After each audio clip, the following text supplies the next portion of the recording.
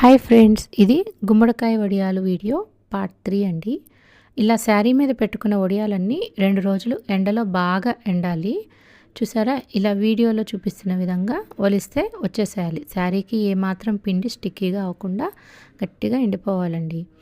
మీకు ఇలా తీస్తే ఈజీగా రాకపోతే శారీని వెనక్కి తిప్పి లైట్గా వాటర్ స్ప్రింకిల్ చేసేసి ఒక 5 మినిట్స్ తర్వాత ఒలిస్తే ఇలా ఈజీగా వచ్చేస్తాయండి. నాకైతే వాటర్ అవసరపడలేదు. ఇలా ఒలిచిన వడియాల్ని మళ్ళీ 2 రోజులు ఎండలో బాగా ఎండనివ్వాలండి. వడియాల్లో ఏమాత్రం చెమ్మ ఉండకూడదండి, ఉంటే పాడైపోతాయి, సంవత్సరం అంతా నిల్వ ఉండదు. అందుకని వడియాలన్నీ బాగా ఎండిన తర్వాత వీటిని తీసి ఎయిర్ టైట్ కంటైనర్లో భద్రపరచుకోవాలి. ఇలా రెడీ అయిన వడియాలను పొయ్యి మీద ఆయిల్ పెట్టుకొని అది బాగా హీట్ ఎక్కాక మంటని లో ఫ్లేమ్లో పెట్టుకొని నిదానంగా ఫ్రై చేసుకోవాలండి, లేదంటే మాడిపోయి చేదుగా ఉంటాయి. ఇలా చక్కగా వేపుకున్న వడియాల్ని అలాగే మనం పప్పు సాంబార్ అన్నంలో కాంబినేషన్గా తింటే చాలా బాగుంటుందండి. ఈ వడియాలను యూజ్ చేసి కొన్ని రెసిపీస్ కూడా ఉన్నాయండి.